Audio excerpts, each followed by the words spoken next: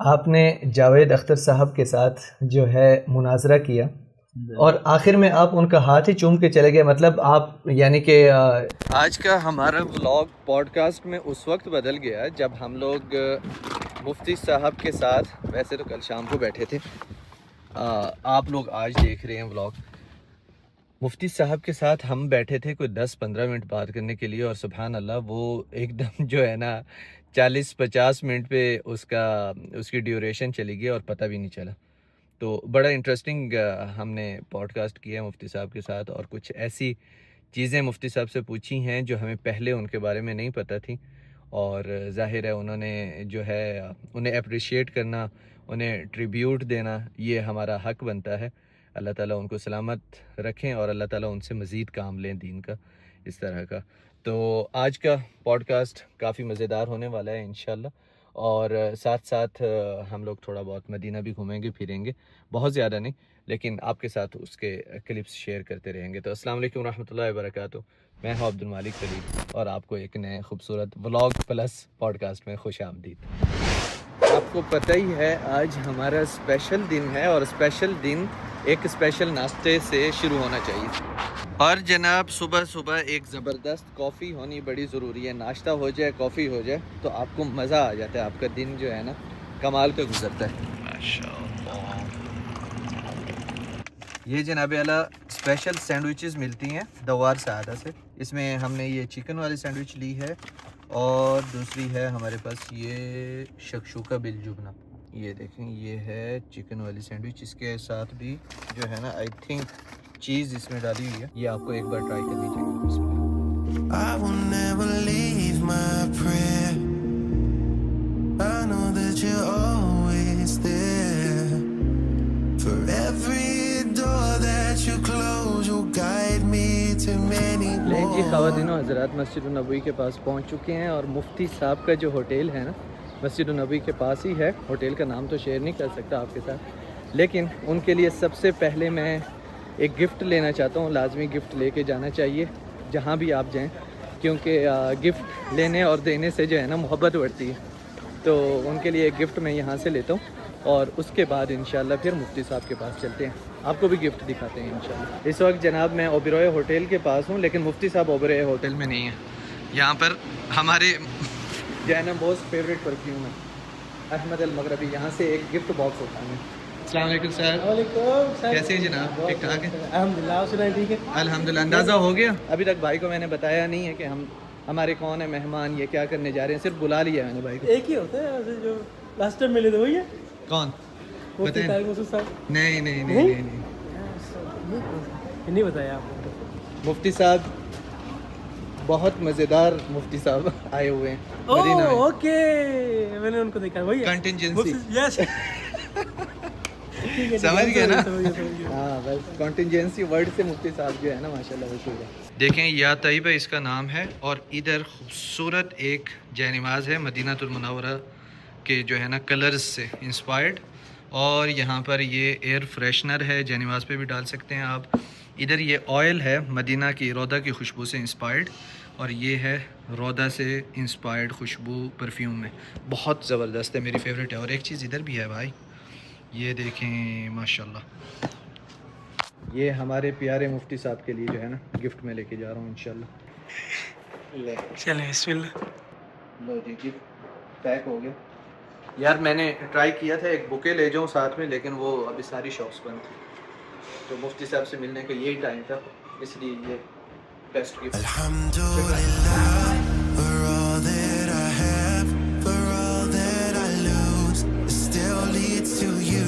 For the nights that I'm down, you're all I need now. My face meets the ground. Alhamdulillah, for all that I have, for all that I lose, you still pull me through.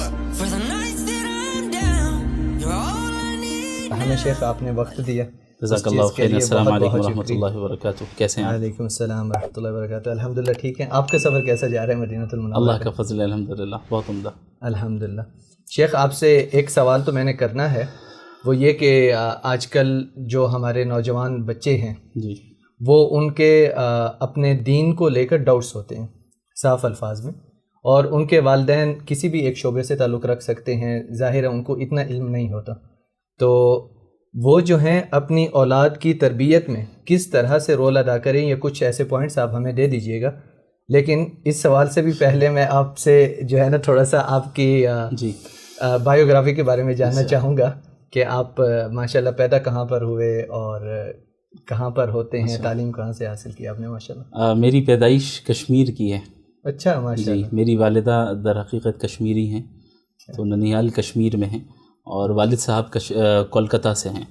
تو پیدائش میری کشمیر میں ہوئی، لیکن پرورش اور تربیت جو ہے کلکتے میں ہوئی الحمدللہ. تو ابتدائی تعلیم بھی کلکتے شہر میں ہوئی. حفظ میں نے گھر میں ہی کیا، اور عالمیت کی جو ابتدائی تعلیم ہے اس کو بھی میں نے گھر میں ہی کیا مکمل. 2 اساتذہ کرام میرے تھے جو تشریف لایا کرتے تھے، اور بڑی محنت کی انہوں نے میرے اوپر.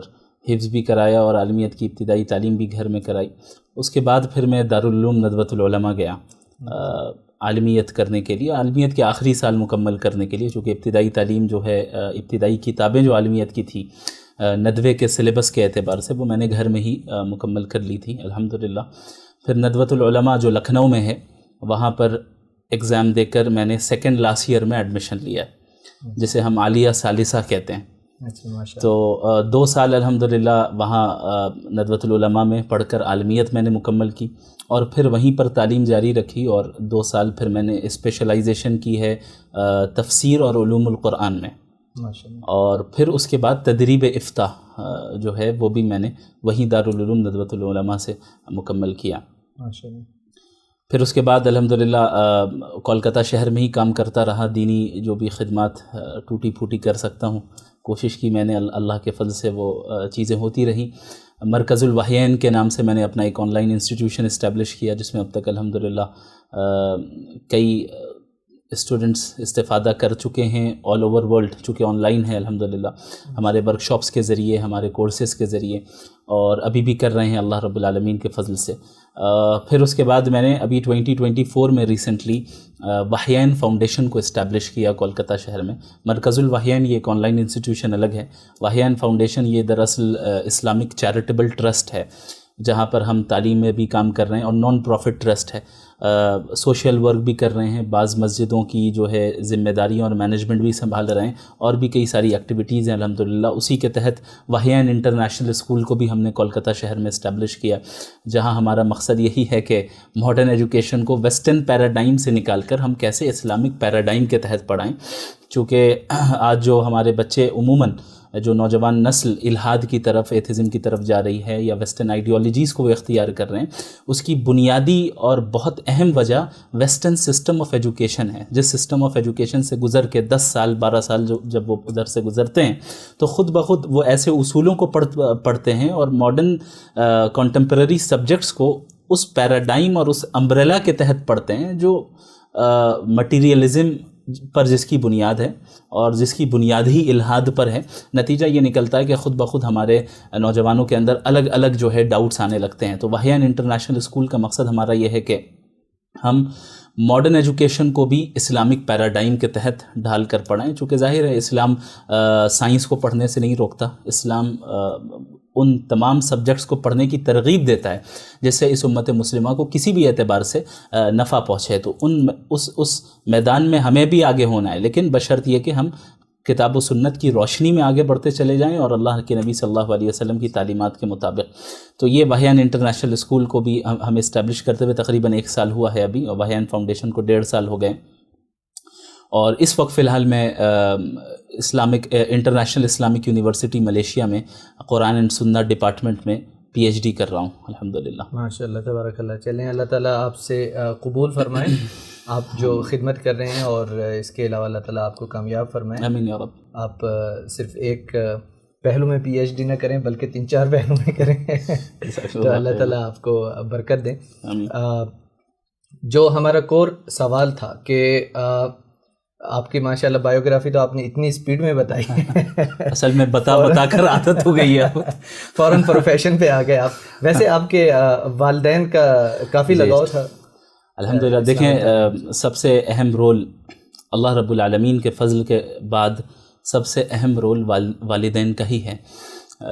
میری والدہ بھی الحمدللہ دینی گھرانے سے تعلق رکھتی ہیں اور والد صاحب بھی الحمدللہ دیندار ہیں, بزنس مین ہیں وہ, اور دین کی دعوت کے کام میں بہت آگے ہیں الحمدللہ, متحرک ہے تقریباً پچھلے 50 سالوں سے. تو والدین کی محنتوں ہی کا نتیجہ نکلا کہ جو کچھ بھی آج میں خدمت انجام دے پا رہا ہوں, اللہ کا فضل اور اس کے بعد میرے والدین کی دعائیں اور ان کی محنت, اصل ان کی محنت اور ان کے اندر جو لگن اور تڑپ تھی بس وہی ہے, اور ہمارے اساتذہ کرام کی توجہ ہے. میرے والد صاحب تو اتنا زیادہ الحمدللہ اس چیز کی طرف متوجہ رہتے ہیں کہ انہوں نے مجھ سے یہ تک کہا ہے کہ ہمارا آپ سے کوئی مطالبہ نہیں ہے کہ آپ کما کر ہمیں پیسے دیں. ماشاءاللہ. یعنی وہ میری ذمہ داری ہے کہ میں آپ کو سیٹ کروں گا, آپ کو کمانے کی فکر نہیں کرنی, آپ کو دین کا کام کرنا ہے. ماشاءاللہ تبارک اللہ. یہی کچھ حال میری والدہ کا بھی الحمدللہ.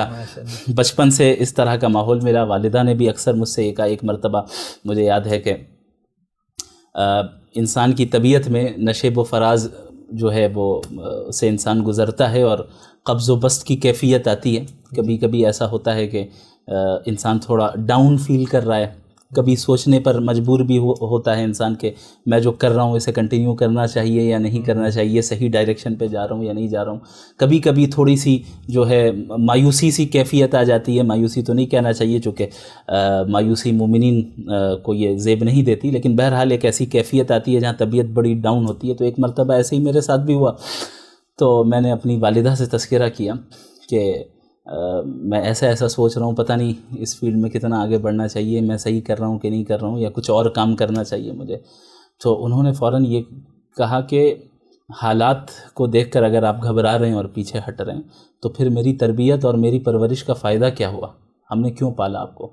میں نے پالا ہی تھا آپ کو اس لیے کہ آپ دین کا کام کریں, آپ اس سے پیچھے ہٹنے کا سوچ بھی کیسے سکتے ہیں؟ تو الحمدللہ یہ تو ایک ایگزامپل دی ہے میں نے, ورنہ یہ تو 27 سال عمر ہے ابھی اس وقت میری, 1998 میں میری پیدائش ہے.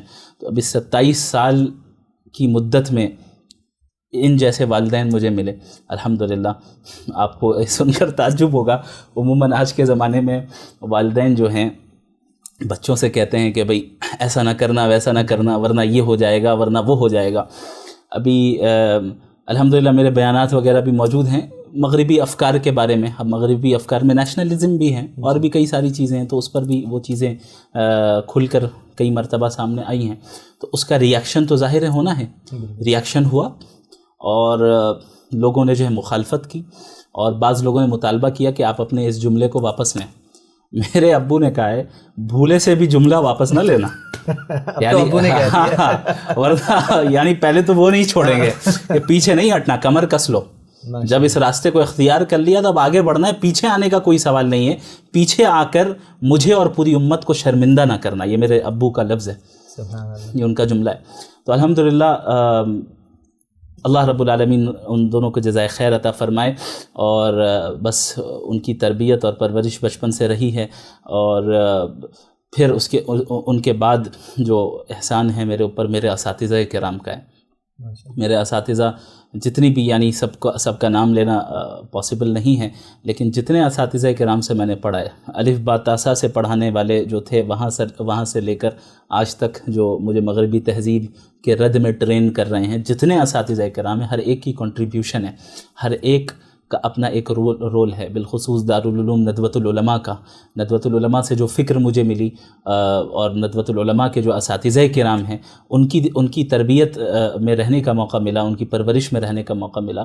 تو وہ ایک چیز کی طرف توجہ دلانا, بالخصوص ہمارے جو نائب محتمم ہیں دارالعلوم ندوۃ العلماء کے مولانا عبدالعزیز صاحب, نائب محتمم مطلب وائس پرنسپل, تو بہت سے لوگ سمجھ نہیں پائیں گے. جی بالکل.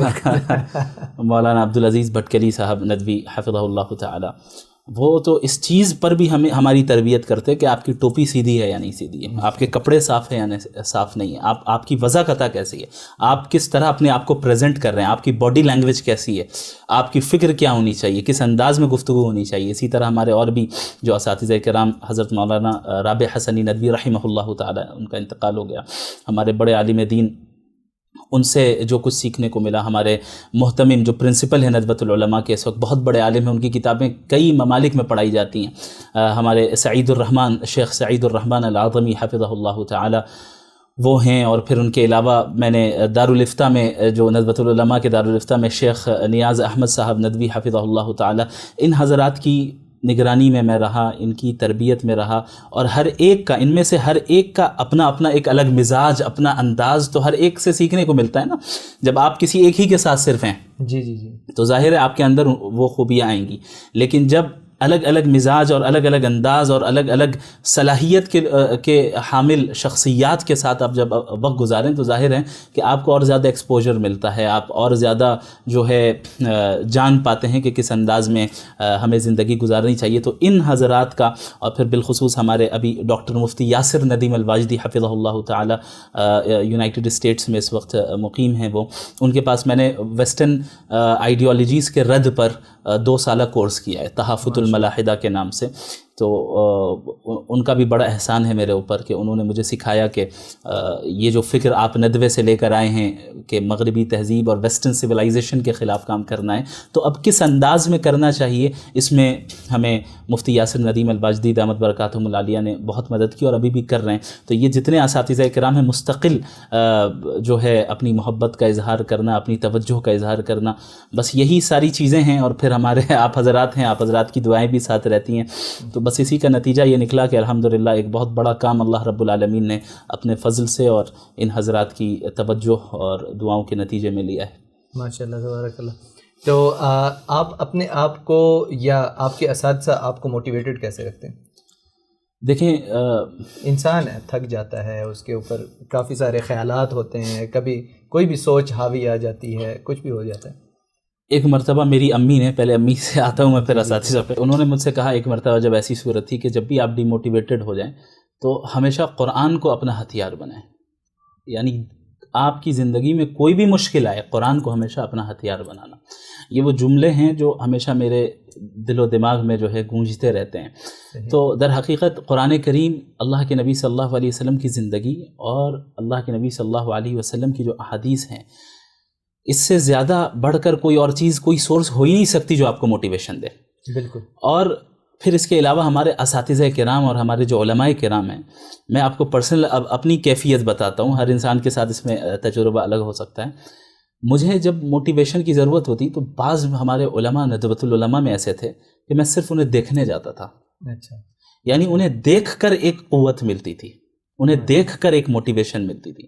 میں باقاعدہ جب بھی ڈاؤن فیل کرتا تھا ندوۃ العلماء میں، اور مجھے معلوم چلتا تھا کہ بھئی فلاں شیخ تشریف لا چکے ہیں اپنے آفس میں جاتا تھا اور بس پردہ ہٹاتا یا دروازہ ہلکا سا کھولتا تاکہ وہ ڈسٹرب بھی نہ ہو. میں انہیں دیکھتا تھا، اور صرف دیکھنے سے، چونکہ ہمارے علماء کی زندگی جو ہے وہ مطلب غیر معمولی ہوتی ہے اس انداز میں کہ ہم جو دین کا تصور ہمارے پاس ہے اور جو پریکٹیکلی ہمارے علماء حق جس طرح دین کے مطابق زندگی گزار رہے ہیں، آسمان زمین کا فرق ہے. ایسی روحانی قوت اللہ انہیں عطا کرتا ہے دین پر چلنے کے نتیجے میں، قال اللہ اور قال الرسول کی صدائیں بلند کرنے کے نتیجے میں، کہ اسے میں تو کم از کم اپنے الفاظ کے ذریعے ایکسپریس نہیں کر سکتا. تو صرف ان علماء کے ساتھ رہنا اور ان کے پاس 2 منٹ کے لیے بیٹھ جانا، ان کی مجلس میں، اور ان کی چند باتوں کو سن لینا، اس سے ہی مجھے اتنی قوت مل جاتی تھی کہ پھر مجھے کسی بڑی یعنی موٹیویشن کے لیے کوئی مجھے موٹیویشنل اسپیکر کو سننے کی ضرورت نہیں پڑتی تھی. اور یہ ہمارے علماء کرام کی خصوصیت ہے، اللہ رب العالمین کا فضل ہے. تو اور اس کے علاوہ بھی زندگی میں کوئی بھی ایسا مرحلہ آیا جہاں پر کسی میں پریشانی سے گزر رہا ہوں، اسٹریس سے گزر رہا ہوں، تو میں جن اپنے مشائخ کے قریب رہا اور ابھی بھی ہوں، تو میں ان سے تذکرہ کرتا ہوں، ان کو بتاتا ہوں کہ شیخ میں ابھی ایسا سوچ رہا ہوں، میرے ساتھ ابھی ایسا ہو رہا ہے، ویسا ہو رہا ہے. تو وہ حضرات پھر جب تسلی دیتے ہیں، رہنمائی کرتے ہیں، تو ظاہر ہے کافی موٹیویشن ملتی ہے. ماشاءاللہ. تو آپ یعنی کہ کھل کے بات کرتے ہیں اپنے بارے میں. اگر آپ کو نفس سے کچھ مطلب اندرونی ایک کیفیت ہوتی ہے نا، انسان کی ایک روحانی کیفیت ہے جس کو پوزیٹیو بھی لوگ کہتے ہیں، اور اس میں نفس امارہ بھی ہے ایٹ سیم ٹائم. تو جب نفس میں انسان کسی چیز سے اسٹرگل کر رہا ہو، خیر ویسے تو آج کل آپ کی ایک شہرت والی زندگی بھی ہے، اس کا نفس پہ کیا اثر ہے، اس سوال پہ بھی آئیں گے تھوڑی دیر میں، لیکن اس کو آپ پہلے کلیئر کر دیں کہ نفس کی جو چیزیں ہیں وہ آپ والدین سے ذکر کرتے ہیں یا اس انسان سے ذکر کرنا چاہیے جس کو آپ سوچتے ہیں کہ یہ نفس کے بارے میں علم بہتر جانتا ہے؟ اصل میں یہ ڈیپینڈ کرتا ہے کہ آپ کن سے کس حد تک اور کس اعتبار سے قریب ہیں. ظاہر ہے بعض چیزیں ایسی ہوتی ہیں جنہیں شیئر کرنا چاہیے. مثال کے طور پہ نفس سے ریلیٹڈ جو چیزیں آتی ہیں تو میں اپنے بعض مخصوص علماء کرام اور جو مشائخ ہیں ہمارے ان سے تذکرہ کرتا ہوں کہ حضرت مجھے ابھی ایسا محسوس ہو رہا ہے, حضرت یہ واقعہ پیش آیا, مجھے ایسا لگ رہا ہے, یہ ہو گیا, کہیں ایسا تو نہیں ہے. تو ان حضرات کے پاس چونکہ کتاب و سنت کا علم بھی ہوتا ہے, تجربہ بھی ہوتا ہے, اور وہ خود ان مراحل سے گزرے ہوئے ہوتے ہیں, تو وہ زیادہ اچھے طریقے سے ہمیں گائیڈ کر سکتے ہیں. تو پھر میں ان کی طرف رجوع کرتا ہوں. بعض چیزیں ایسی ہوتی ہیں جن کا تعلق ایسے تجربے سے ہوتا ہے, دنیاوی امور سے ریلیٹڈ, یا اس کا خاص تعلق انسان کے اپنے تجربے سے ہوتا ہے, تو میں اپنے والدین کی طرف رجوع کرتا ہوں. پھر ڈیپینڈ کرتا ہے کہ پھر اس میں بھی کون سی چیز ہے جو میں والدہ کی طرف رجوع کروں, اور کس چیز کو لے کر میں والد کی طرف رجوع کروں, اور کس چیز کو لے کر اپنی بہنوں کی طرف رجوع کروں. میری 2 بہنیں ہیں الحمدللہ, اور دونوں, ایک میڈیکل ڈاکٹر ہیں اور دوسری سائیکالوجسٹ ہیں اللہ کے فضل سے. تو دونوں کے ساتھ الحمدللہ میرے بہت اچھے وہ رہتے ہیں, تعلقات ہیں, اور ہونے بھی چاہیے جو سبلنگس کے درمیان ہوتی ہیں الحمدللہ. تو بہت سی چیزیں ایسی ہوتی ہیں جو میں اپنی بہنوں سے ہی تذکرہ کرتا ہوں, انہی سے مشورہ کرتا ہوں, والدین سے بھی نہیں کرتا. بہت سی چیزیں ایسی ہوتی ہیں جو صرف والدہ سے کرتا ہوں, بہت سی چیزیں ایسی ہوتی ہیں صرف والد صاحب سے کرتا ہوں. تو اٹ ڈیپینڈس. ایک شخصیت جو آپ کے بیسٹ فرینڈ ہوں, اگر آپ شیئر کرنا چاہیں, ان میں آپ کے والدین میں سے بھی کوئی ہو سکتے ہیں, آپ کی بہنوں میں سے بھی ہو سکتے ہیں, اللہ سب کی حفاظت فرمائے, اور آپ کے اساتذہ میں سے بھی ہو سکتے ہیں, اگر آپ ذکر کرنا چاہیں. دیکھیں, دوسروں کو ناراض کیے بغیر بیسٹ فرینڈ کے اعتبار سے تو میں نہیں سمجھتا کہ فیملی سے زیادہ والدین اور بہنوں سے زیادہ کوئی اور ان میں بھی ایک تو ہوتا ہے امی. ماشاء اللہ. چلیں, اللہ تعالیٰ آپ کی والدہ کو سلامت رکھیں, اور تمام فیملی کو, ایون آپ کے اساتذہ کو. تو شہرت کے سوال سے پہلے ایک سوال, اس کے بعد ڈائریکٹ ہم لوگ شہرت والے سوال, اور وہ سوالات جو لوگوں کو سننے کا مزہ آتا ہے. اگر آپ کمفرٹیبل ہوں گے تو آپ جواب دیں گے یقیناً. قرآن پاک پہ میں سمپل قرآن پاک کا ایک سوال میں آپ سے پوچھتا ہوں کہ قرآن پاک, آپ نے شروع میں فرمایا کہ آپ قرآن پاک کھول کے دیکھتے ہیں جب موٹیویشن کی ضرورت ہوتی ہے, یا آپ اگر کسی مسائل میں گرے ہوئے ہیں تو بھی قرآن پاک کھول کے دیکھتے ہیں.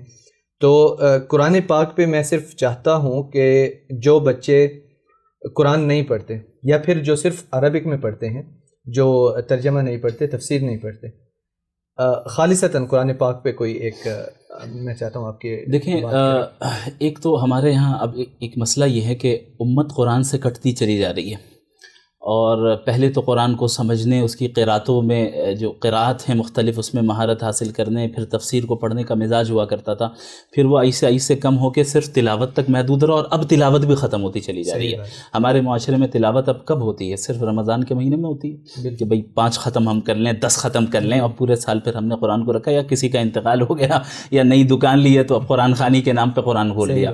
تو یہ پریکٹیکل ہمارے معاشرے میں چل رہا ہے. قرآن کے تعلق سے ہمیں معلوم ہونا چاہیے کہ ہمارے علماء کرام نے قرآن کے 6 حقوق بیان کیے ہیں, اور ایک مومن کے لیے ضروری ہے کہ 6 کے 6 حقوق کی ادائیگی کی وہ کوشش کرے. سب سے پہلی چیز قرآن کریم کا جو حق ہے, بنیادی حق ہے, وہ ہے اس پر ایمان لانا.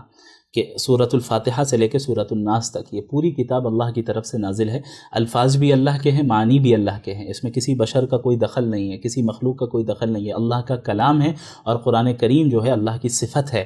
یہ بنیادی عقیدہ ہے, اس پر ایمان لانا, اور یہ جو ہے در حقیقت نجات کا واحد ذریعہ ہے. اس کے بعد اب اور کوئی نئی کتاب نازل نہیں ہونے والی ہے. اللہ کے نبی صلی اللہ علیہ وسلم جس طرح آخری نبی ہیں, ٹھیک اسی طرح قرآن کریم آخری وحی ہے, وحی الہی ہے. قرآن کریم آخری ورژن آف ریویلیشن ہے جو محمد رسول اللہ صلی اللہ علیہ وسلم پر ریویل ہوا ہے.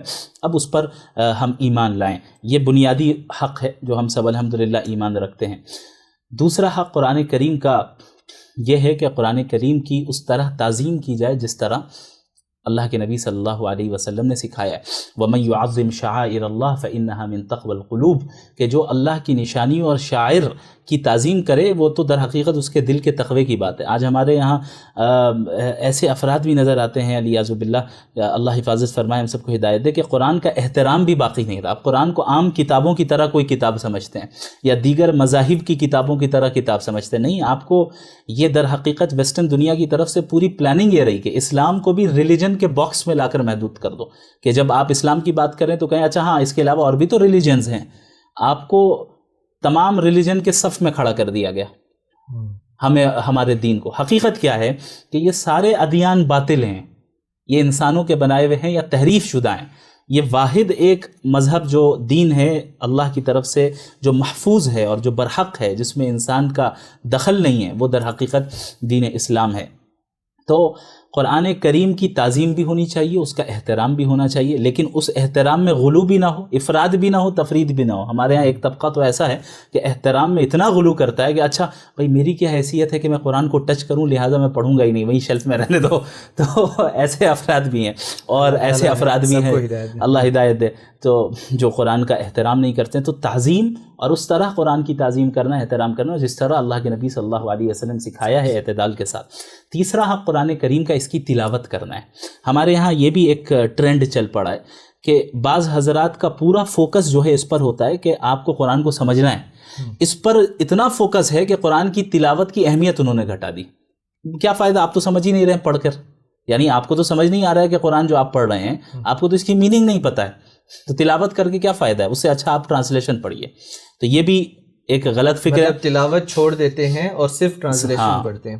یہ قرآن کے ایک حق پہ عمل کرنا ہوا. قرآن کے یہ 6 حقوق ہے، سب پر بیک وقت عمل کرنا ہے. تو تیسرا حق قرآن کی تلاوت کرنا ہے، چاہے سمجھ میں آئے یا نہ آئے. دلیل اتلو ما اوحی الیک جو آیت ہے، اور اس کے علاوہ متعدد آیت ہے قرآن کریم میں جہاں پر تلاوت کے لفظ کو استعمال کیا گیا ہے. تو وہاں پر تلاوت کا جب ذکر ہو رہا ہے تو اس کا مطلب قرآنی آیتوں کو پڑھنا ہے. اس میں یہ چیز مشروط نہیں ہے کہ وہ چیز آپ کو وہ آیت آپ کو سمجھ میں آ رہی ہو یا نہیں آ رہی ہو. اگر سمجھ میں آنا بھی اس میں شامل ہوتا تو الگ سے وَيُعَلِّمُهُمُ الْكِتَابَ کہنے کی ضرورت نہیں پڑتی. یتلو علیہم آیاتی، نبی بھیجے گئے یتلو علیہم آیاتی تاکہ ان کو قرآنی آیتوں کی تلاوت کر کے سنائیں. وَيُعَلِّمُهُمُ الْكِتَابَ وَالْحِکْمَةَ، اور قرآن کی تعلیم دے. اب تعلیم میں معنی اور تفسیر شامل ہے، تو یہ دونوں جو ہے مقاصد نبوت میں سے ہے. تو تیسرا حق قرآن کریم کا یہ ہے کہ ہم قرآن کی تلاوت کریں اہتمام کے ساتھ. قرآن نازل ہوا ہے تلاوت کرنے کے لیے، اللہ کا حکم ہے کہ تم تلاوت کرو، جو وحی تم پر نازل کی جا رہی ہے، اللہ کے نبی پر نازل کی گئی ہے، اس کی تلاوت کرو. تو اس کا معمول ہونا چاہیے. اور یقین جانیے جب انسان اسے معمول بنا لیتا ہے، وہ ایک غیر معمولی برکت اپنی روزمرہ کی زندگی میں دیکھتا ہے، اپنی تجارت میں برکت دیکھتا ہے، اپنے معاملات میں برکت دیکھتا ہے. قرآن کی تلاوت کا نتیجہ ہوتا ہے. اب ضروری نہیں ہے کہ آپ روزانہ 3 پارے پڑھیں، 4 پارے پڑھیں یا 2 دن میں ختم کریں. آپ میں کہتا ہوں ایک ہی آیت پڑھیں نا، شروع تو کریں، گریجولی آہستہ آہستہ آگے بڑھتے چلے جائیں. 1 آیت پڑھیں، 2 آیت پڑھیں، آدھا صفحہ پڑھیں، جس کو جتنا موقع ملے، لیکن ضرور پڑھیں، تلاوت کریں. چوتھا حق قرآن کریم کا یہ ہے سمجھنا. یعنی اب اگر آپ صرف تلاوت کر کے رک جا رہے ہیں، ابھی آپ قرآن کا حق ادا نہیں کر رہے ہیں. کیوں؟ کیونکہ یہ قرآن جو ہے جھاڑ پھونک کی کتاب نہیں ہے، یہ قرآن صرف پڑھ لینے کی کتاب نہیں ہے، بلکہ اللہ نے فرمایا کتاب انزلناہ الیک مبارک لیدبروا آیاتہ ولیتذکر اولو الالباب، کہ ہم نے اس مبارک کتاب کو نازل ہی آپ پر اس لیے کیا ہے تاکہ نصیحت حاصل کریں لوگ، اس میں تدبر کریں اور عقل والے اس میں غور و فکر کریں. تو اب آپ بتائیں، ہم جب یہ کہتے ہیں قرآن کتاب ہدایت ہے، تو جب آپ اسے سمجھ ہی نہیں رہے ہیں تو آپ ہدایت کیسے حاصل کر سکتے ہیں اس سے؟ صحیح بات ہے. تو قرآن کو سمجھنا یہ ایک مستقل قرآن کا حق ہے. افراط و تفرید سے بچیے. بعض لوگ ایسے ہیں جو کہتے ہیں کہ نہیں ہمیں سمجھنا ہی نہیں ہے، صرف تلاوت کریں گے، سمجھیں گے تو گمراہ ہو جائیں گے، پتہ نہیں کیسی کیسی باتیں کہی جاتی ہیں والعیاذ باللہ. اور بعض لوگ کہتے ہیں کہ نہیں صرف سمجھنا ہی ہے، تلاوت کرنا بیکار ہے. یہ دونوں 2 ایکسٹریم پر ہیں. اعتدال جو نبی کا منہج، صحابہ کا منہج ہے رضی اللہ عنہم اجمعین، کہ ہم قرآن کی تلاوت بھی کرتے ہیں اور قرآن میں تدبر بھی کرتے ہیں، غور و فکر بھی کرتے ہیں، اس کو سمجھنے کی کوشش بھی کرتے ہیں. تو یہ ایک چوتھا حق ہے مستقل قرآن کریم کا. 5واں حق قرآن کریم کا کیا ہے؟ اس پر عمل کرنا. یہ جو دین ہے، یہ جو کتاب ہے، یہ محض آئیڈیالوجی نہیں ہے، کوئی فلسفہ یا صرف فلسفی نہیں ہے کہ آپ بیٹھ کر ہم نے جو ہے گفتگو کر لی اور ہو گیا، ہاں بھئی یہ مطلب ہے وہ مطلب ہے. نہیں، قرآن عمل کا مطالبہ کرتا ہے. اور یہی وجہ ہے جب آپ قرآن پڑھیں گے اکثر جگہ پر ایمان کا جہاں جہاں ذکر ہوا ہے، اعمال صالحہ کا ذکر ہوا. والذین آمنوا وعملوا الصالحات، ان الذین آمنوا وعملوا الصالحات، یقیناً وہ لوگ جو ایمان لائے اور نیک اعمال کیے. تو قرآن مطالبہ کرتا ہے اس پر عمل کرنے کا. قرآن مطالبہ کرتا ہے کہ اللہ مطالبہ کرتا ہے کہ جو قرآن نازل ہوا ہے، جو کتاب نازل ہوئی، اسے صرف پڑھنا اور صرف سمجھنا نہیں ہے کہ صرف آپ کے پاس انفارمیشن حاصل ہو جائے. انفارمیشن تو ابلیس کے پاس بھی ہے آپ بتائیں، لیکن وہ عمل نہیں کرتا ہے، وہ اس کا انکار کرتا ہے. ہمارے یہاں چلیں ٹھیک ہے ایسے افراد ہیں جو عمل نہیں کرتے لیکن انکار بھی نہیں کرتے، تو ظاہر ہے مسلمان ہیں وہ، لیکن کوتاہی میں مبتلا ہے۔ قرآن مطالبہ کرتا ہے ہم سے کہ آپ کو عمل بھی کرنا ہے ایمان کے ساتھ، اور اعمال جب ہم قرآن کے مطابق اپنے ڈھالیں گے تو پھر اس کا نتیجہ یہ نکلے گا کہ اللہ کی مدد اور نصرت ہمارے ساتھ ہوگی۔ چھٹا حق قرآن کریم کا جو ہمارے علماء نے بیان کیا وہ ہے کہ جس کتاب پر آپ ایمان لے آئے، جس کی آپ تعظیم کرتے ہیں، جس کی آپ تلاوت کرتے ہیں، جس کو آپ سمجھتے ہیں، پھر جس پہ آپ عمل کرتے ہیں، یہ ساری چیزیں تو آپ تک ہو گئی نا جی، لیکن آپ بھیجے گئے ہیں تمام انسانوں کے لیے۔ اب اس کتاب کی دعوت کا کام کرنا، اس کتاب کی طرف تمام انسانوں کو بلانا، یہ بھی قرآن کا حق ہے۔ کنتم خیر امۃ اخرجت للناس تأمرون بالمعروف وتنہون عن المنکر وتؤمنون باللہ، تم سب سے بہترین امت ہو جسے بھیجا گیا ہے تمام انسانوں کے لیے، صرف اپنے لیے نہیں، صرف مسلمانوں کے لیے نہیں، صرف ہندوستان والوں کے لیے نہیں، صرف پاکستان والوں کے لیے نہیں، صرف جزیرۃ العرب اور حجاز والوں کے لیے نہیں، للناس، تمام انسانوں کے لیے بھیجا گیا ہے۔ تو اب یا ایھا الرسول بلغ ما انزل الیک من ربک، اے رسول آپ پر جو کچھ نازل ہو رہا ہے آپ کے رب کی طرف سے اس کی تبلیغ کیجئے، اس کی اشاعت کیجئے۔ تو قرآن کا یہ حق ہے، چھٹا حق، کہ اب ہم دعوت کا کام کریں اور اس قرآن کی نشر و اشاعت میں ہم تعاون کریں۔ اب کسی بھی اعتبار سے ہر انسان کی صلاحیت مختلف ہوتی ہے، ہر آدمی مفسر تو نہیں بن سکتا، جو مفسر بن سکتا ہے وہ مفسر بنے، جو مفسر نہیں بن سکتا اس مفسر کی صحیح تفسیر کو لوگوں تک عام کریں، چاہے ویڈیوز کے ذریعے یا کتابوں کے ذریعے یا پیمفلٹس کے ذریعے یا ریکارڈنگز کے ذریعے، یا کسی کو اپنے ساتھ کسی تفسیر کی مجلس میں لا کر، حدیث کی مجلس میں لا کر، دین کی مجلس میں لا کر کسی بھی طرح تعاون کریں کہ آپ اور ہم ذریعہ بنیں کہ یہ قرآن جو نازل ہوا ہے یہ تمام انسانوں تک پہنچے۔ یہ مسکنسیپشن ہے کہ ہم کہتے ہیں قرآن مسلمانوں کی کتاب ہے، نہیں، اللہ کہتا ہے شہر رمضان الذی انزل فیہ القرآن ھدی للمسلمین ھدی للناس، یہ تمام انسانوں کی کتاب ہے، یہ ہندوؤں کی بھی کتاب ہے، یہ کرسچنز کے لیے بھی کتاب ہے، یہ یہودیوں کے لیے بھی کتاب ہے، ہر ایک کے لیے کتاب ہے۔ اب یہ الگ بات ہے کہ اس سے استفادہ مسلمان کرتے ہیں، باقی انکار کر رہے ہیں، لیکن ہماری یہ ذمہ داری ہے کہ سب تک پہنچائے کہ پوری انسانیت کو ہم کیسے جہنم کی آگ سے بچائیں اور جنت کی طرف لے جائیں۔ یہ داعیانہ مزاج ہمارے اندر ہونا چاہیے، یہ دشمنی والا نہیں کہ بھئی ہاں ٹھیک ہے جائیں جہنم میں، ہمیں کیا کرنا ہے۔ نبی فرماتے ہیں صلی اللہ علیہ وسلم میری مثال اور تمہاری مثال اس شخص کی طرح ہے کہ جو ایک آگ جلائے اور جو پروانے ہوتے ہیں آگ کو دیکھ کر اس کی طرف آنے لگتے ہیں، انہیں تو روشنی نظر آ رہی، انہیں نہیں معلوم کہ وہ قریب جائیں گے تو جل جائیں گے، اور وہ انسان جو ہے ان پروانوں کو دور کرتا چلا جائے، وہاں سے بچائے۔ میری مثال یہ ہے اس شخص کی طرح ہے جو آگ کی طرف کودتا چلا جا رہا ہے اور جو ہے میں اسے کمر سے پکڑ کر اسے دور کر رہا ہوں اس آگ سے۔ تو یہ محبت اور شفقت کی بنیاد پر ہے نا۔ اب آپ بتائیں اگر کسی سے دشمنی ہو تو کہیں گے بھائی اسے دعوت نہ دو، جائے جہنم میں۔ لیکن اگر ہم آپ کو دعوت دے رہے ہیں، میں اکثر غیر مسلموں سے یہ کہتا ہوں کہ ہمارا آپ کو اسلام کی دعوت دینا یہ ہماری محبت کی دلیل ہے کہ ہم نہیں چاہتے کہ آپ جہنم میں جائیں، ہم چاہتے ہیں آپ بھی ہمارے ساتھ نعمتوں میں جنت میں رہیں۔ تو یہ 6 کے 6 حقوق ہیں جو قرآن کریم کے علماء کرام نے بیان کی ہیں الگ الگ احادیث اور آیتوں کو سامنے رکھ کر۔ تو ان سب پر عمل کرنا یہ بہت ضروری ہے، اور جب ان تمام چیزوں پر ہم عمل کریں گے تو یقین جانیے صحیح معنی میں اللہ سے ہمیں جو ہے تقرب حاصل ہوگا۔ ہمارے یہاں معاملہ یہ ہے کہ سب کچھ پڑھنے کے لیے تیار ہیں، فلاں ملفوظات پڑھیں گے، فلاں یہ پڑھیں گے، فلاں وہ پڑھیں گے، سب کی اپنی اہمیت، میں نہیں کہہ رہا بزرگوں کے ملفوظات میں کوئی فائدہ نہیں ہوتا ہے، لیکن قرآن پاک کی اہمیت اوپر ہے، اس کو جانیں۔ ظاہر ہے یعنی آپ اس چیز کو چھوڑ کر سیکنڈری چیزوں کو پرائمری چیز بنا دیں تو یہ تو حماقت ہے نا۔ یہ ایسا ہی ہے کہ فرض نماز تو نہیں پڑھ رہے ہیں ہم، 5 وقت کی فرائض چھوڑ رہے ہیں، رات میں تہجد پڑھ رہے ہیں، تو اسے تو حماقت کہا جائے گا کہ بھائی آپ تہجد کے مقابلے میں آپ نے فرائض کو ختم کر دیا۔ یعنی اگر آپ فرض پڑھ رہے ہوتے تہجد نہ پڑھیں تو قیامت کے دن سوال نہیں ہوگا۔ بالکل۔ تو یہ سمجھنا ہے کہ کس چیز کا کہاں پہ کیا مقام ہے اور کس کو کس طرح ہمیں ٹریٹ کرنا ہے۔ قرآن سب سے اعلیٰ ہے، سب سے اوپر ہے، قرآن کو پہلے سمجھنا ہے، اس پر عمل کرنا ہے، اس کے بعد ساری چیزیں آتی ہیں۔ تو اللہ رب العالمین ہم سب کو اس پر عمل کرنے کی توفیق عطا فرمائے۔ آمین آمین آمین۔ شاید بہت لمبی تقریر کر دی میں نے۔ بہت اچھا کیا آپ نے، اللہ تعالیٰ ہمیں جو ہے ہمیں اور دیکھنے والوں کو نفع پہنچائے اور ہم سب کے لیے باعث مغفرت فرمائے اس گفتگو کو، اور قرآن پاک کے بارے میں ماشاءاللہ آپ نے فرمایا۔ اب جیسے کہ ہم نے وعدہ کیا تھا کہ وہ والا سوال جو آج کل آپ کے جو ہے نا ارد گرد شاید گھوم رہا ہو، شہرت سے ریلیٹڈ، یقیناً آپ کو نئی شہرت اس وقت کیسے ہینڈل کر رہے ہیں اور کون سی ایسی چیزیں ہیں جن سے یقیناً انسان کمزور ہے, اسٹرگل کرتا ہے کچھ چیزوں کو لے کر؟ دیکھیں اس موضوع پہ بات کرنے پہ تھوڑا سا اس کا بھی ڈر لگ رہا ہے کہ کہیں کسی طرح کی ریاکاری نہ ہو, لیکن مجھے لگتا ہے کہ نفع کا پہلو انشاءاللہ زیادہ غالب رہے گا. تو چند چیزیں میں آپ کے سامنے شیئر کروں اور تمام ہمارے جو ناظرین ہیں, ویورز ہیں, ان کے ساتھ, تاکہ ہر ایک اس پر غور کریں. دیکھیں اس وقت میں ابھی بہت خوف کے سچویشن میں ہوں, بہت ڈر کے سچویشن میں ہوں, اور ڈر یہ ہے کہ کہیں دنیا میرے اوپر غالب نہ آ جائے. اور یہ میں اس لیے نہیں کہہ رہا کہ میں کوئی بہت بزرگ آدمی ہوں, بالکل بھی نہیں. میں جانتا ہوں میری حقیقت کیا ہے اور میرے کتنے گناہ ہیں, اور اللہ بہتر جانتا ہے. بس اللہ نے چھپائے رکھا ہے, اللہ نے چھپائے رکھا ہے. اگر نہ چھپاتا تو شاید آپ میرے بغل میں ابھی نہیں بیٹھے ہوتے. تو محض اللہ کا فضل ہے. لیکن یہ جو شہرت ہے, سب سے پہلی چیز ہمیں یہ جاننا چاہیے کہ دنیا کی شہرت یہ معیار نہیں ہے کامیابی کا. لوگ سمجھتے ہیں اچھا آپ کے 3 ملین فالوورز ہو گئے, راتوں رات آپ کامیاب شخص بن گئے. نہیں, یہ کامیابی نہیں ہے.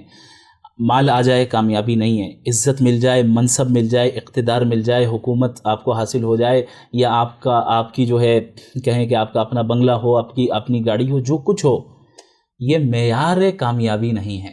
یہ this is not the standard of success. Success کیا ہے؟ قرآن کہتا ہے فَمَنْ زُحْزِحَ عَنِ النَّارِ وَأُدْخِلَ الْجَنَّةَ فَقَدْ فَازَ.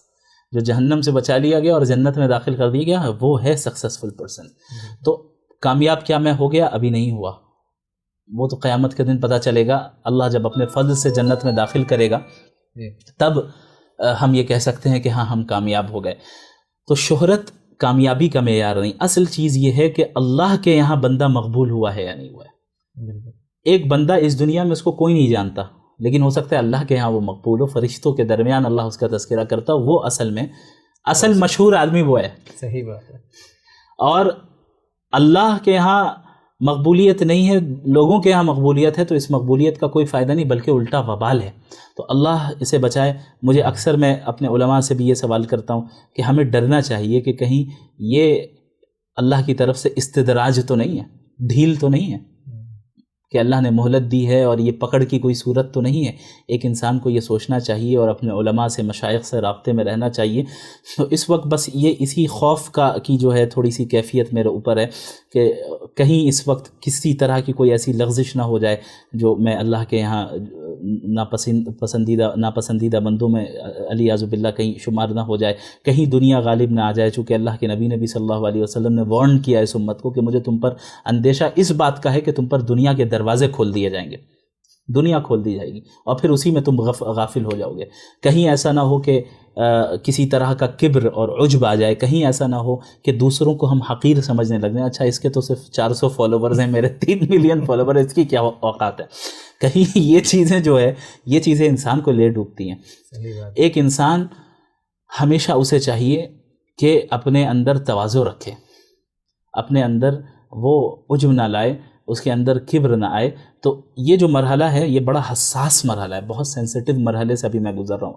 لوگوں کو تو لگتا ہے اچھا ماشاءاللہ بڑے مشہور ہو گئے, بہت ایک دم خوش ہوں گے اور بہت نعمتوں میں ہوں گے اور یہ ہوں گے.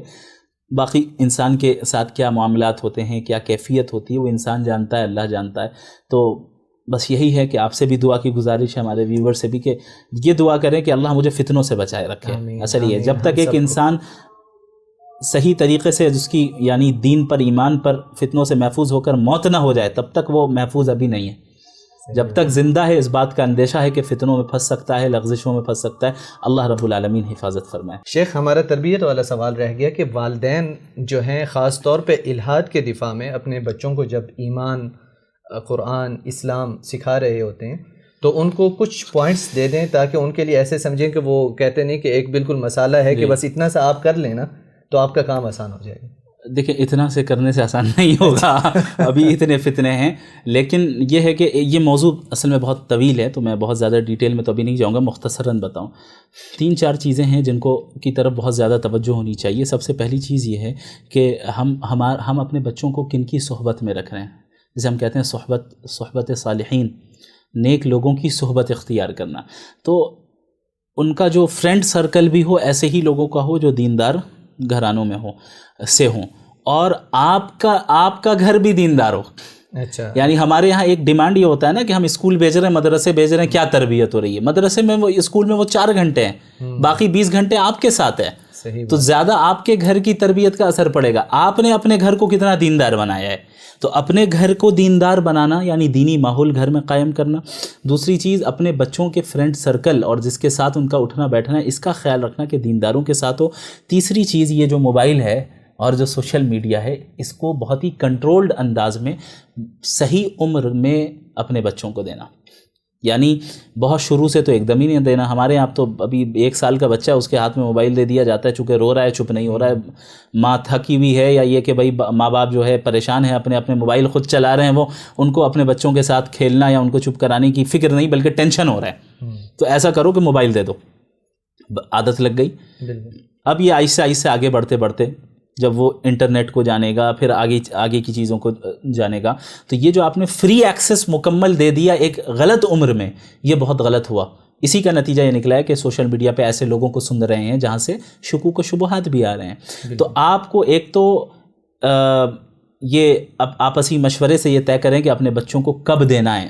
اپنے بڑوں سے مشورہ کریں کہ کس عمر میں موبائل کو ہم یوز کرنے دے سکتے ہیں، کس عمر میں انٹرنیٹ کو دے سکتے ہیں. اور پھر اب تو الحمدللہ ایسے بھی ہے کہ آپ ایسی سیٹنگز کر لیں گوگل پہ جا کر جو کڈز کے لیے خاص ہوتے ہیں، جہاں پہ آپ کنٹرول انوائرمنٹ آپ اس کو انٹرنیٹ پہ دے سکتے ہیں کہ آپ کی نظر میں ہو کہ وہ کیا دیکھ رہا ہے کیا نہیں دیکھ رہا. لیکن یہ بھی ایک مدت تک، جب بچہ بڑا ہو جائے، بالغ ہو جائے، تو پھر اب یہ چیز نہیں چلے گی. اب اگر آپ کرنے جائیں گے تو اس کا ریئیکشن ہوگا. لیکن بچپن میں اگر آپ نے اس کی تربیت کر لی تو پھر آئندہ وہ اسی کے نہج پہ چلتا رہے گا. چوتھی چیز، ویسٹرن سسٹم آف ایجوکیشن سے اپنے بچے کو بچائیے.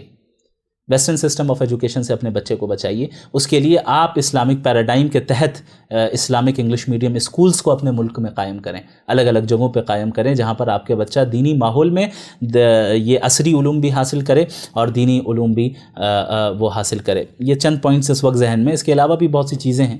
تو مناسب خاص طور پہ ان چیزوں کا بھی دھیان رکھنا چاہیے. جو لوگ دے رہے ہیں بچوں کو اس وقت موبائل، تو وہ اپنی ہی آئی ڈی لگا کے دیتے ہیں ان میں، تو یہ اور زیادہ خطرناک ہو جاتا ہے کہ وہ جو میچیور چیزیں خود دیکھ رہے ہیں وہی چیزیں بچوں کے سامنے آ رہی ہیں. جی ہاں. اور پھر ان تمام چیزوں سے گزرنے کے باوجود اگر بچے کے ذہن میں کوئی سوال آ رہا ہے تو اس میں اس کو ڈانٹنا نہیں ہے. جی، کوئی ڈاؤٹ اگر آ رہا ہے کہ بھئی اسلام میں ایسا کیوں ہے، تو اس میں اب اسے طوفان کی طرح نہیں بنانا ہے کہ بھئی کیا ہو گیا. نہیں بھئی ٹھیک ہے، نیچرل سوال آتا ہے. صحابہ کے ذہن میں بھی سوالات آتے تھے، اللہ کے نبی سے سوال کرتے تھے. آپ دیکھیں کہ کس انداز میں اللہ کے نبی نے جواب دیا صلی اللہ علیہ وسلم. سیرت پڑھیں تو ان بچوں کو سیٹسفائنگ آنسر ان کی ایج کا لحاظ رکھتے ہوئے آپ کو دینا ہے. آپ نہیں دے سکتے تو جو ماہر علماء ہیں، جو ماہر ہیں اس فیلڈ میں، ان سے دلوائیں، ایکسپرٹ سے دلوائیں. انشاءاللہ نماز پڑھ لیتے ہیں پھر کر لیں گے آخری سوال. کیا خیال ہے؟ مغرب کی نماز کے لیے آئے تھے مسجد النبوی میں الحمدللہ، اور اب ایک آخری سوال رہ گیا ہے.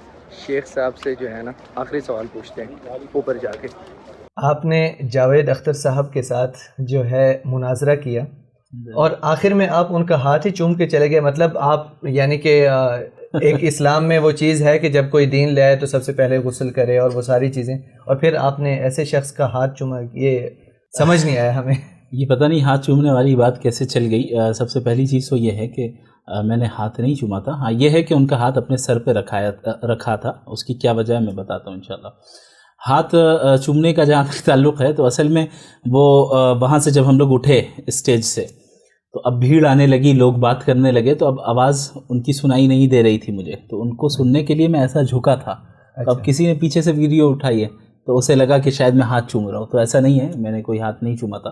مطلب اس چیز کا معذرت آپ کی بات کر رہی ہے، اس چیز کا کوئی ثبوت نہیں کہ آپ ان کا ہاتھ چوم رہے ہیں. ثبوت کیا مطلب چوما ہی نہیں تو ثبوت کہاں سے ہوگا. دوسری چیز یہ کہ ہاں سر پہ ہاتھ رکھا اور یہ کہہ کر کہ اس پوری ڈیبیٹ میں میری زبان سے اگر کوئی بھی ایسا لفظ نکلا ہے جس سے آپ کو تکلیف پہنچی ہو، میں معافی چاہتا ہوں. یہ جملہ کہہ کر میں نے ان کا ہاتھ اپنے سر پہ رکھا، صرف اس لیے کہ یاد رکھیں ہمارا داعیانہ مزاج ہونا چاہیے، ہمارے اندر دعوت کا پہلو غالب ہونا چاہیے. اس شخص کے اندر میں نے یہ خصوصیت دیکھی ہے. جب ان سے ملاقات ہوئی ایک رات پہلے، ڈیبیٹ سے ایک رات پہلے، میں اسی ویسے اگلا سوال میرا یہی تھا کہ آپ چائے ان کے ساتھ پی لیتے تھے، اس کا کیا سلسلہ ہے؟ تو اصل میں بات یہ ہوئی تھی کہ چونکہ فرسٹ ٹائم ہماری ملاقات ہونے والی تھی، اب تک جتنی باتیں ہو رہی تھی ای میل کے ذریعے ہو رہی تھی، تو انہوں نے یہ کہا تھا، انہوں نے یہ آفر کیا تھا کہ ہم لوگ جب اسٹیج پہ بیٹھے ہیں ڈیبیٹ کے لیے تو اس سے پہلے ایک مرتبہ تھوڑا ایک کیجول میٹنگ ہو جائے, انفارمل میٹنگ ہو جائے, تاکہ ایک کمفرٹیبل فیل کریں اسٹیج شیئر کرنے کے لیے. تو ہم نے کہا ٹھیک ہے, ہم نے کہا کہ یہ جو ہے ہماری طرف سے آپ وہ چائے کی دعوت رہے گی, ہم لوگ بیٹھتے ہیں. تو پھر بہرحال ملاقات ہوئی اور ان سے بات ہوئی. دیکھیں جاوید اختر صاحب اخلاقی اعتبار سے اچھے انسان ہیں, اور مجھے ایسا محسوس ہوا کہ اگر ان کو تھوڑی سی صحیح صحبت اور صحیح سرکل مل جائے, اور جو لوگ ان کے ارد گرد ہیں ان سے یہ کچھ دنوں کے لیے دور ہو جائیں اور صحیح لوگوں کے ساتھ رہیں, تو اللہ کی ذات سے امید ہے کہ اللہ انہیں ہدایت دے. عموماً بعض جو ہیں ان کے اندر ایک لوگوں کے اندر سے خراب وائبز آتے ہیں, اچھے وائبز نہیں آتے ہیں. بعض ملحدین اتنے زیادہ اسلاموفوب ہوتے ہیں, تو وہ اسلاموفوبیا اور وہ نیگیٹو وائبز ان کے اندر سے نہیں آئے میرے پاس. مجھے لگا کہ ان سے اگر ہم اچھے اخلاق سے پیش آئیں اور اچھے انداز میں ان کے ساتھ گفتگو ہو اور ان کے ڈاؤٹس کو ہم کلیئر کریں آہستہ آہستہ, تو اللہ کی ذات سے امید ہے کہ ان کے اندر حق کو قبول کرنے کی صلاحیت ہے. اور میں آپ کو بتاؤں, جب ای میل میں ان کے تھرو بات ہو رہی تھی, آپ نے مجھ سے یہ بھی پوچھا تھا آف کیمرہ کہ کیا وجہ ہے کہ آخر انہوں نے کیوں انویٹیشن قبول کی آپ کی. بالکل, کچھ لوگ کہتے ہیں آپ نے گھیرا ان کو. گھیرنے کی بات یہ کہ نارمل اکیڈمک انداز میں انویٹیشن دی تھی ہم نے ان کو. انہیں ہمارا انداز گفتگو پسند آیا. انہوں نے یہ کہا کہ آپ پہلے کوئی مولانا ہیں, پہلے اسلامک اسکالر ہیں جو مجھ سے اکیڈمک انداز میں گفتگو کرنے کی بات کر رہا اور اتنے رسپیکٹفل انداز میں بات کر رہا ہے. یعنی اب تک ان کا جو ایسا نہیں ہے کہ میں ہی ہوں, ظاہر ہے ایسے علماء ہیں جو بااخلاق ہیں, اکثریت ایسی ہے, لیکن ان کا جو جن علماء کے ساتھ یا جن علماء کہنا پتہ نہیں مناسب رہے گا یا نہیں, ریلیجیس پرسنالٹیز کے ساتھ ان کا جتنی ان کی ملاقات ہوئی ہے یا جتنا سابقہ پڑا ہے, تو ان کا ایکسپیرینس بہت خراب رہا ہے. ان کے ذہن میں یہ چیز تھی کہ بھئی یہ تو صرف مارنے کاٹنے والی باتیں کرتے ہیں, یہ تو صرف فوراً جو ہے فتوے لگاتے ہیں, فوراً جو ہے متنفر کرتے ہیں, ناراض ہو جاتے ہیں, چیختے ہیں, چلاتے ہیں. تو اب اس ایک انسان کے ذہن میں یہ تصور تھا, اگرچہ غلط تصور تھا. اب ایسے موقع پہ ایک نوجوان عالم دین آ کر ان سے رسپیکٹفل انداز میں گفتگو کر رہا ہے, انہیں جناب اور صاحب کہہ کر پکار رہا ہے, اور یہ کہہ رہا ہے کہ ہم اکیڈمک انداز میں, ہم نے بار بار اس لفظ کو دہرایا کہ ہم اکیڈمک انداز میں آپ سے ڈسکشن کریں گے. انہوں نے کہا کہ یہ میوزک کی طرح یہ الفاظ میرے کان میں آ رہے ہیں کہ آپ جو ہے اکیڈمک انداز میں آپ بات کرنا چاہ رہے ہیں اسلامک اسکالر. تو آپ دیکھیں کہ کس غلط فہمی میں وہ مبتلا تھے. تو شاید یہ بھی ایک وجہ تھی کہ جس کی وجہ سے انہوں نے یہ ارادہ کیا کہ ہمیں جو ہے اکیڈمک انداز میں بات کرنی چاہیے اگر یہ کرنا چاہ رہے ہیں.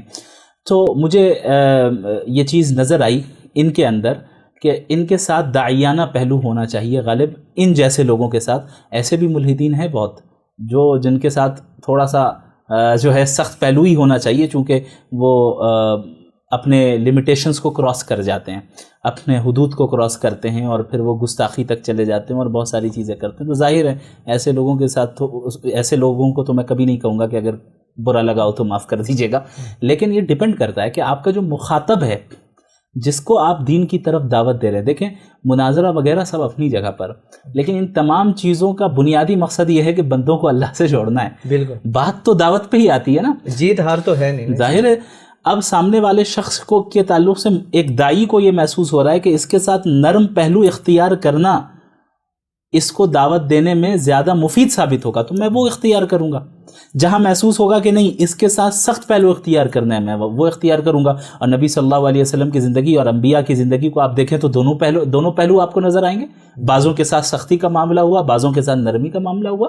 ڈیپینڈ کرتا ہے کہ جو مخاطب ہے وہ کس مزاج کا ہے, اور اس کا کیا ایٹیٹیوڈ ہے, اور کون سا اسلوب اس کے اوپر مؤثر ثابت ہوگا. تو جاوید صاحب کے تعلق سے مجھے یہ محسوس ہوا کہ ان کے ساتھ تھوڑی ہمدردی کا مظاہرہ ہونا چاہیے, کیونکہ وہ جو الحاد کی طرف آئے ہیں وہ پرابلم آف ایول کی وجہ سے آئے ہیں. وہ اپنی زندگی میں انہوں نے کافی سفر کیا ہے, کافی پریشانیوں سے گزرے ہیں.